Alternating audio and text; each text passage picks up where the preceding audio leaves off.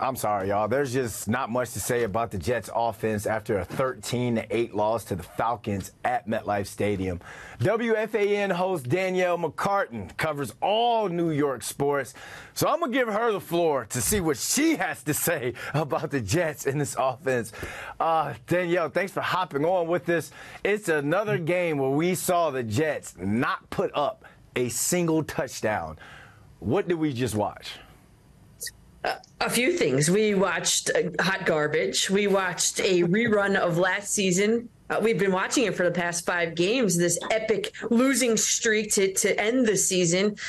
We watched the defense keep this team in yet another game with the safety.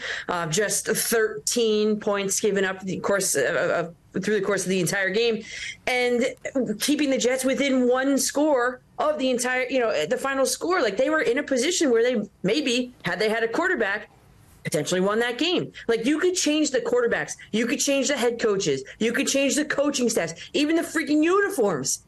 And we just watched the dirt being shoveled on the Jets 2023 casket. It's going to be 13 straight years without a playoff berth for this team. It's amazing.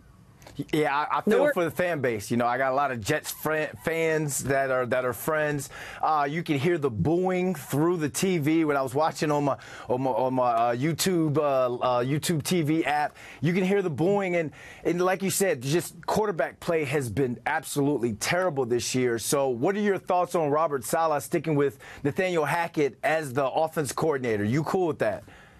Yeah, no, but you got Boyle after the game saying, this was a quote, I couldn't believe it. He said, I thought I was seeing it good again, like the field. And I was like, how? Like, how?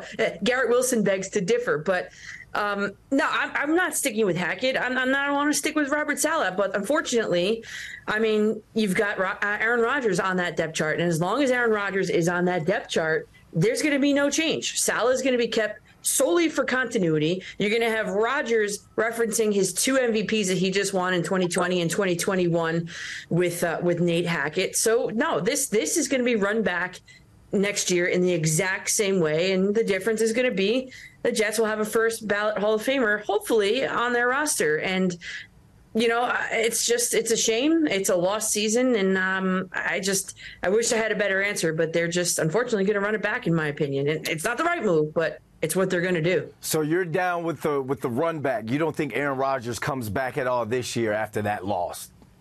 I don't want to see Aaron Rodgers. Weeks ago, I was on the radio on the fan, and I was like, listen, the only way I want to see him is if the Jets are in playoff contention. And you saw on TV today, they are not. They are so far out of contention. It's done for. The season is over. So what I say is just start the Tim Boyle, start the Trevor Siemian. Maybe Tim Boyle can get his first career victory in a start. But all the while, you're working towards a higher draft pick for the Jets. I'm not saying tank the season, but with the quarterbacks on that roster, it's not hard to do. The Jets have the 7th overall pick. You run it back next year with Aaron Rodgers. You use that pick for an offensive lineman and maybe find one in free agency. But do I want to see Aaron Rodgers again? No, because it would be the most Jets thing ever for him to get hurt. And at 40 years old, his career would be over. So you know what?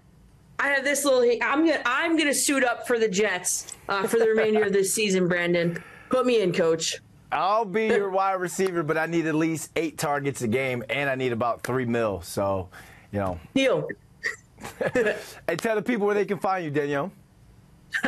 Yeah, well, I fixed my hair here. Yeah, I'm on, Coach MCC ARTAN, Twitter, Instagram, and Facebook. And I always post up where I'll be on the radio, usually on Thursday. So, find me on pretty much Saturday nights on WFAN. All right, thanks for hopping on. And if you get that tryout, just remember, I still got a couple routes left in me. Brandon, you will be my first call.